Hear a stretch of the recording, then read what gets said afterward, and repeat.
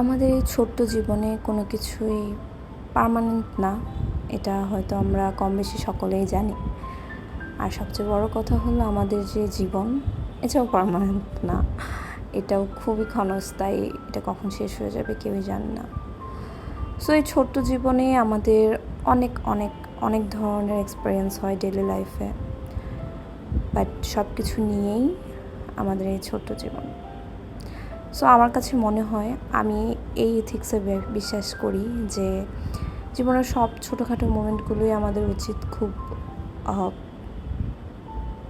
ভালোভাবে লিড করা। বিকজ আমি জানি আমার এই ধরনের মন্তব্যের সাথে অনেকেই দ্বিমত হবে, কারণ সবার লাইফের পার্সপেক্টিভ সেম হয় না, এক একজনের লাইফ পার্সপেক্টিভ এক এক রকম হয়। তো যাই হোক, আমি ঢাকায় এসেছিলাম আমার আপুর বাসায়। তো ঢাকায় আসার পর ঘোরাঘুরি তো মাস্ট আমার, যেহেতু এখন অফিসে সামার ভ্যাকেশন চলছে। সো আমি আমার আম্মুর বার্থডের জন্য আমরা বোনরা মিলে প্ল্যানিং করেছিলাম আম্মুর জন্য কিছু গিফটস কিনবো। সো আম্মু ব্যাগ খুব বেশি পছন্দ করে। তো আমরা প্রথমে আড়ংয়ে গিয়েছিলাম। আড়ংয়ে আসলে সেলের কারণে এত, ফার্স্ট অফ অল ওদের কালেকশন আমি জানি না, কুমিল্লায় আমার কাছে মনে হচ্ছে বেটার ছিল। আমি ঢাকার আশায় বসেছিলাম, বাট ঢাকায় এসে দেখি আরও বাজে অবস্থা, কিছুই পছন্দ হয়নি।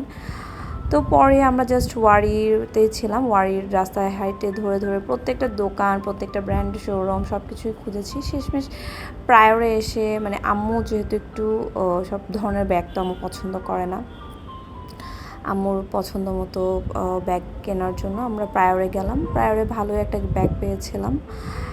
এছাড়া আরও কিছু কেনার ছিল আম্মুর জন্য, কিন্তু ওই দিন ঘুরতে ঘুরতে অনেক রাত হয়ে যায়। পরে আমরা ডিসাইড করলাম যে এখন ফুচকা খেয়ে বাসায় চলে যাব। তো আমার আপু রিকমেন্ড করলো যে ওয়ারির এই ফুচকাটা আর ওদের জুসগুলো খুব মজা হয়। সো আমি ট্রাই করলাম, আসলে ফুচকাটা খুব ভালো ছিল, মজাই লেগেছে।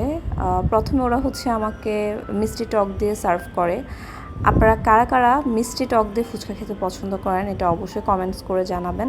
এটা আমার আম্মু, আমার বোনরা, ওরা সবাই মিষ্টি টক দিয়ে ফুচকা খায়, বাট আমি ফুচকা ঝাল, ঝাল ছাড়া ফুচকা আমার সাথে যায় না। অ্যাটলিস্ট আমি এটা পছন্দ করি না, ঝাল জিনিস ঝাল খাবো বা টক দিয়ে খাবো, মিষ্টি দিয়ে আবার ঝাল ব্যালেন্স করলে আর আমার কাছে ভালো লাগে না। সো যাই হোক, ফুচকাটা খুব ভালোই ছিল। এরপর এটা ছিল মিন্ট লেমনেড, এটাও। তারপর আমরা রাস্তায় একটু হাঁটতে হাঁটতে দেখলাম একটা স্ট্রিট ফুডের দোকান। তারপর ওখান থেকে মোমোস পার্সেল নিলাম। তারপর বাসায় চলে আসলাম। এই ছিল আমার প্রথম দিন ঢাকার ব্লগ। আশা করি আপনাদের সবার ভালো লেগেছে। Thanks for watching. আসসালামু আলাইকুম।